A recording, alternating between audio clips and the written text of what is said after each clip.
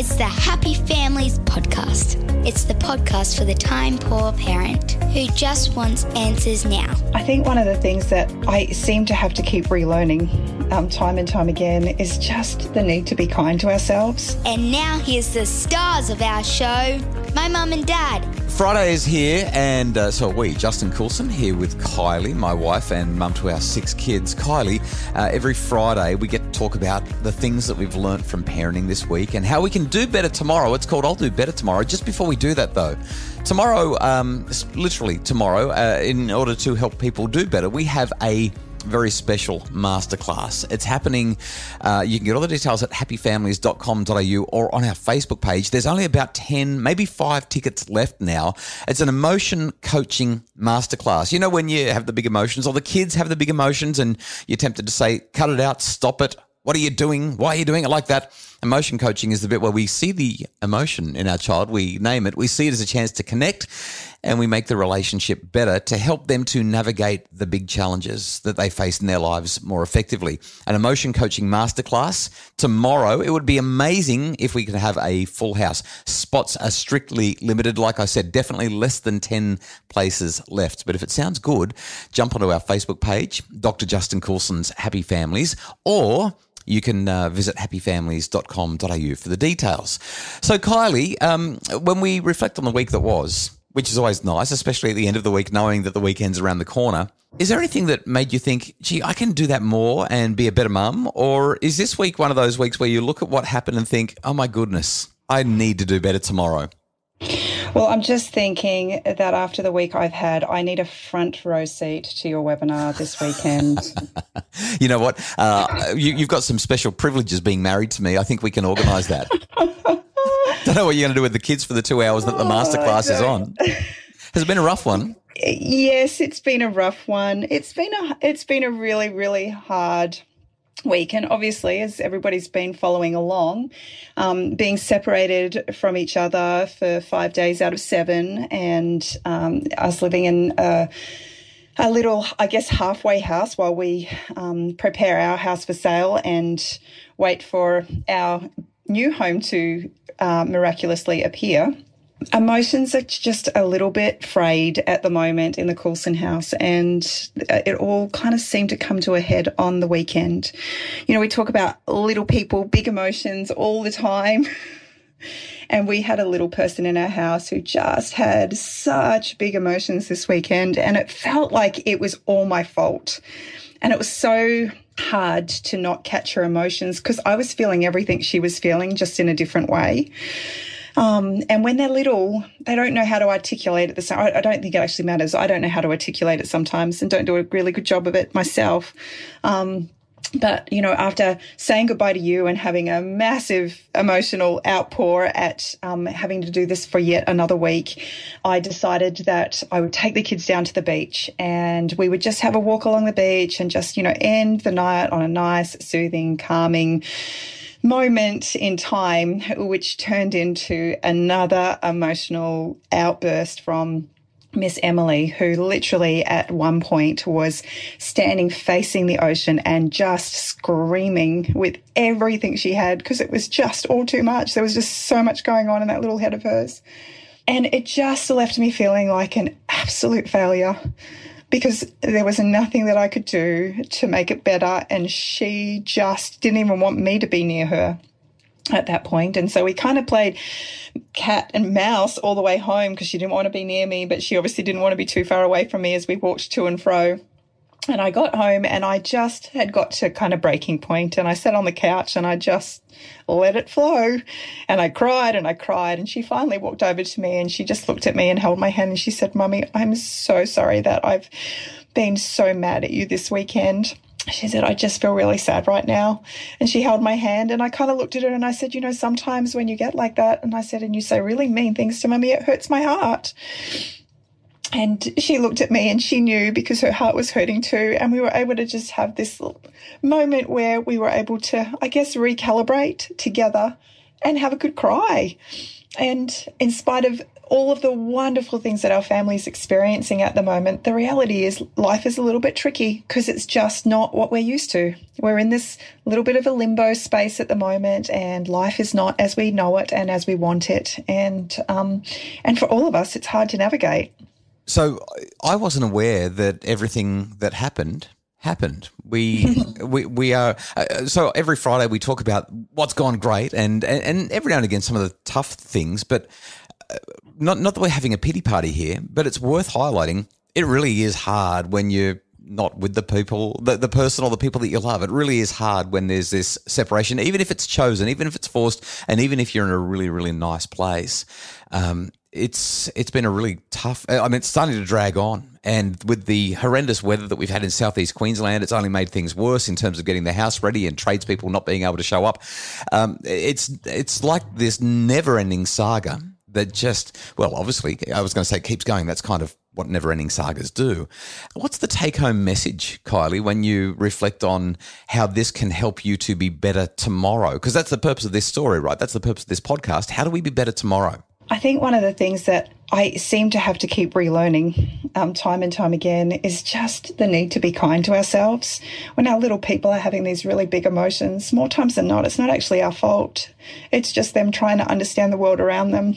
But it's so easy as a parent to want to make it right or to take it so personally. And the reality is Emily was having a hard weekend and so was I, and it was no one's fault. It just is. And learning to be able to sit down and share together in a really safe space and a safe way of doing things that's not attacking either person was really important for Emily and I to be able to reconnect and to recognize that we could actually support each other instead of being at each other. Yeah, and I'm going to add a couple of other things, Kylie. When I hear a story like that, I think of those things that I say all the time, like force creates resistance. You can't make the conversation happen. You can't settle someone down just because you're uncomfortable with what's going on or because you want to change things. And I think high emotions, low intelligence. It's not possible to have a useful and productive conversation until everybody's feeling settled again. It's kind of like that, you get a snow globe and shake it up and all of the glitter is buzzing around inside that globe. You can't see things clearly until all the glitter settles. And that's what I feel happened in your story. There's some great reminders there. I'm so glad you shared it. After the break, why being a parenting expert sucks sometimes. It's the Happy Families Podcast. Imagine a home where discipline got results without anyone having to feel bad or in trouble. The Do's and Don'ts of Discipline is a webinar to help parents set limits with love, compassion and humanity. Find it now at happyfamilies.com.au/shop. It's the Happy Families Podcast, the podcast for the time-poor parent who just wants answers now. And I'm wondering, Justin, why does it suck to be a parenting expert? Because I can tell you being a parenting expert's wife sucks too. Yeah, so this is one of the things, I love my job. It's so meaningful, it's so purposeful, it's so fabulous. But you highlighted that last weekend, I mean, I'm with the family 2 days, maybe 3 days if I'm lucky each week. And on the weekend, last weekend, I was so excited to be with the family. And when I arrived, contrary to the week before, the kids were excited to see me. They talked my ear off. We swam in the ocean. We had such a great time. I mean, it was the reconnection, the reunion this time was amazing. And I just thought, this is perfect. But across the weekend, particularly dealing with that one child that you mentioned earlier as you were sharing your feedback about your I'll do better tomorrow, painful, awful, excruciating. And while for the most part, I think that I navigated and managed the situations that she presented us with pretty darn well. There were a few times where I really, really, really, really struggled, and publicly. We were down at the beach on Saturday afternoon. A few families came and joined us, and I actually had somebody watching me as I tried my very best to contain my emotions and get it all right. And I'm pretty sure I didn't get it exactly right. I might have sounded a little bit too stern, and the look of frustration in my eyes might have been a little bit too strong. And I guess what I'm really trying to say is sometimes when you're the guy that's written the books and you got the guy that's been on the TV and the guy that's in all the media talking about parenting, sometimes people are watching you, and it adds that extra layer of pressure.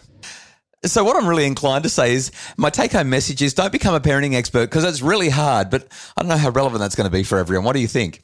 You know, I do remember distinctly saying something very similar all those years back when you decided that Happy Families was your go-to. Like, people are going to be watching. And I think the challenge that we're having right now is obviously we're meeting all these new people. And while, you know, we have always been, I hope, you know, down to earth and completely relatable, because we're just like everybody else.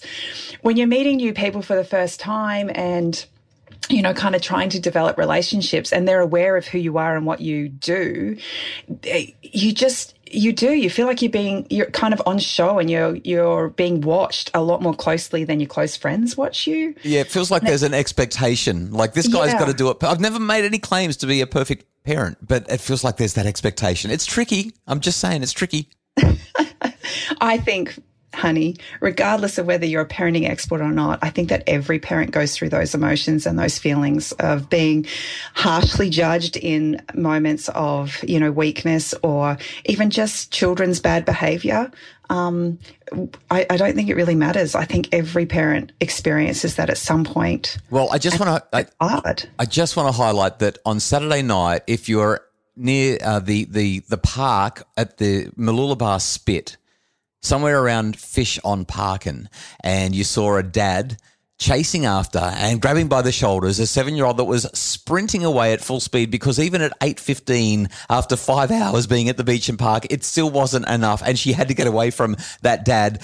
Don't judge him too harshly, because sometimes you just got to tackle your kids to the ground. I shouldn't say that, because I didn't tackle her to the ground. I didn't even tackle her, but I did have to chase her and then carry her kicking and screaming, "I hate you," at the top of her lungs out of the park. I mean, it was a pretty intense moment, Kylie. Emotion regulation is something that we're all still working on. So the take-home message really is sometimes as a parent, you actually do have to do what you got to do, even if there's a crowd and even if they have expectations and even if you can't do it the perfect way. But perhaps next time we work a little more on the transitions. Perhaps next time we make sure that she has a belly full of food, because that was a bit of a tricky thing for us on Saturday night. And perhaps you look after her when it's time to leave the park rather than me. Oh, you're passing the buck now. Hey, thanks so much for sharing in this conversation with us. Normally our I'll Do Better Tomorrows are perhaps a little bit more uplifting, but this is real. This is what we're going through, and we wanted to share it with you because every family has to navigate it one way or another. The Happy Families podcast, as always, comes together because of the great work of our producer, Justin Rowland, and our executive producer, Craig Bruce. If you'd like more info about making your family happier and helping it to function better, particularly around big emotions, tomorrow we've got the Emotion Coaching Masterclass. Like I said at the start of the podcast, places are strictly limited and we're down to our final handful. So please jump online, happyfamilies.com.au, or our Facebook page for more info. And as always, if you're looking for more general parenting advice, you can find it all at happyfamilies.com.au.